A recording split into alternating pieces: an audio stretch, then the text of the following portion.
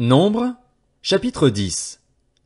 L'Éternel dit à Moïse, fais-toi 2 trompettes en argent, tu les feras en argent battu. Elles te serviront pour convoquer l'assemblée et pour signaler le départ des camps. Quand on en sonnera, toute l'assemblée se réunira près de toi, à l'entrée de la tente de la rencontre. Si l'on ne sonne que d'une trompette, les princes, les chefs des milliers d'Israël, se réuniront près de toi. Quand vous sonnerez avec éclat, ceux qui campent à l'est partiront. Quand vous sonnerez avec éclat pour la 2e fois, ceux qui campent au sud partiront. On sonnera avec éclat pour leur départ. Vous sonnerez aussi pour convoquer l'assemblée, mais pas avec éclat. Les fils d'Aaron, les prêtres, sonneront de la trompette. Ce sera une prescription perpétuelle pour vous au fil des générations. Dans votre pays, lorsque vous irez à la guerre contre l'ennemi qui vous combattra, vous sonnerez de la trompette avec éclat. Ainsi vous vous rappellerez au souvenir de l'Éternel, votre Dieu, et vous serez délivrés de vos ennemis. Dans vos jours de joie, lors de vos fêtes et de vos débuts de mois, vous sonnerez de la trompette en offrant vos holocaustes et vos sacrifices de communion, et cela vous servira de souvenir devant votre Dieu. Je suis l'Éternel, votre Dieu. Le 20e jour du 2e mois de la 2e année, la nuée s'éleva au-dessus du tabernacle du témoignage. Les Israélites partirent alors du désert du Sinaï, selon l'ordre fixé pour leur marche. La nuée s'arrêta dans le désert de Paran. C'est le premier départ qu'ils effectuèrent conformément à l'ordre que l'Éternel avait donné par l'intermédiaire de Moïse. L'étendard du camp des Judéens partit le premier avec ses corps d'armée. Le corps d'armée de Juda était commandé par Nachshon, fils d'Aminadab, celui de la tribu d'Issachar par Nathanaël, fils de Suar, celui de la tribu de Zabulon par Eliab, fils de Hélon. Le tabernacle fut démonté et les descendants de Gershon et de Merari partirent en le portant. L'étendard du camp de Ruben partit avec ses corps d'armée. Le corps d'armée de Ruben était commandé par Élitsur, fils de Chédéur, celui de la tribu de Siméon par Shelumiel, fils de Tsurishadaï, celui de la tribu de Gad par Eliasaph, fils de Déhuel. Les Kéatites partirent en portant les ustensiles sacrés. On dressait le tabernacle en attendant leur arrivée. L'étendard du camp d'Éphraïm partit avec ses corps d'armée.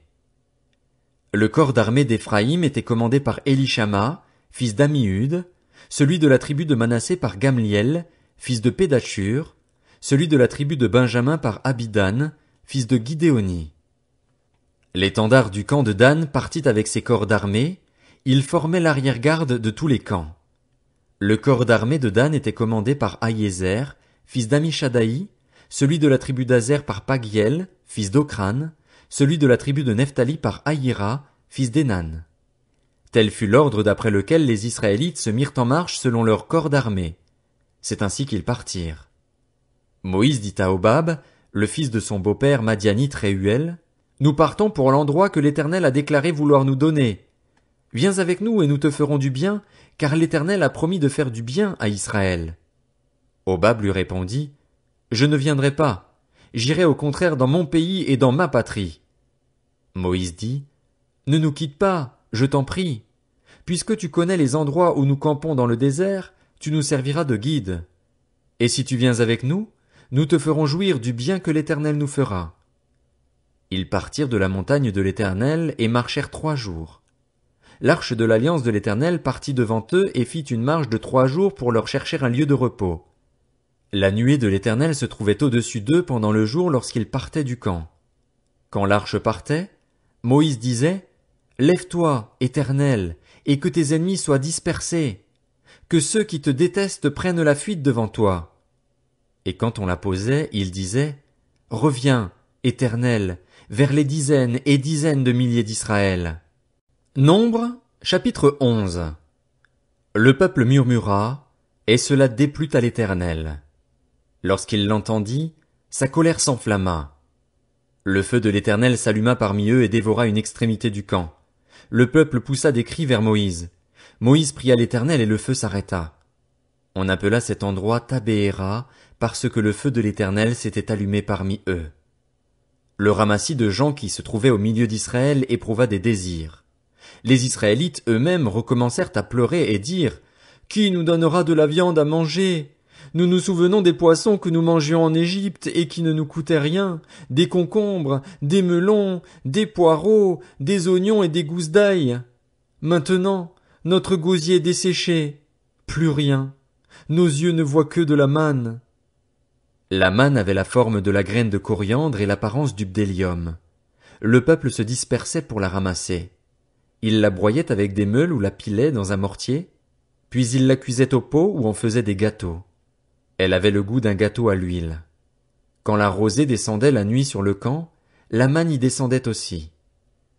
Moïse entendit le peuple pleurer, chacun dans sa famille, à l'entrée de sa tente. La colère de l'Éternel s'enflamma fortement.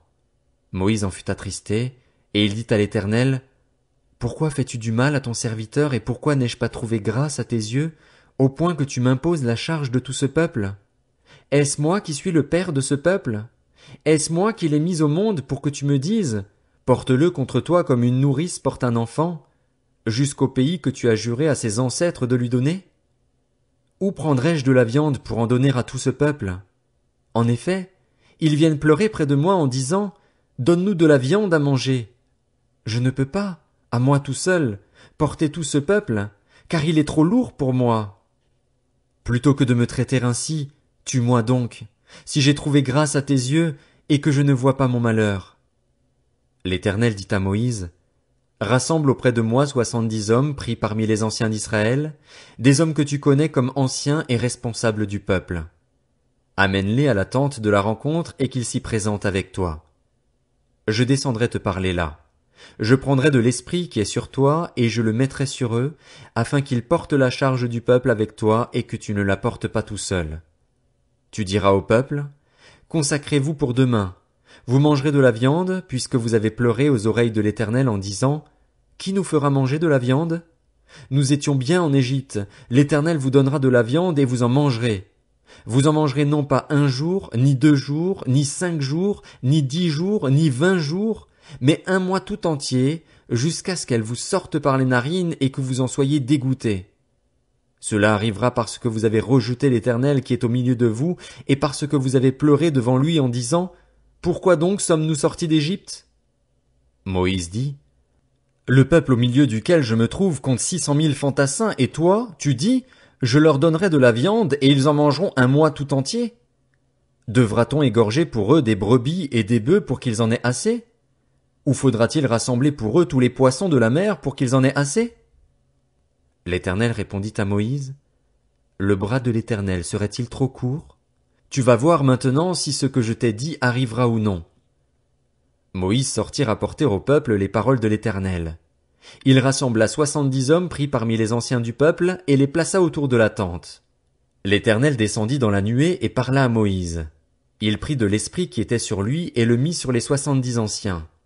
Dès que l'esprit reposa sur eux, ceux-ci prophétisèrent, mais ce ne fut que momentané. Il y eut 2 hommes, l'un appelé Eldad et l'autre Médad, qui étaient restés dans le camp et sur lesquels l'esprit reposa. En effet, ils figuraient sur la liste, mais ils ne s'étaient pas rendus à la tente, et ils prophétisèrent dans le camp. Un jeune garçon courut annoncer à Moïse, Eldad et Médad prophétisent dans le camp. Josué, fils de Nun, qui était au service de Moïse depuis sa jeunesse, prit la parole. Moïse, mon Seigneur, empêche-les-en.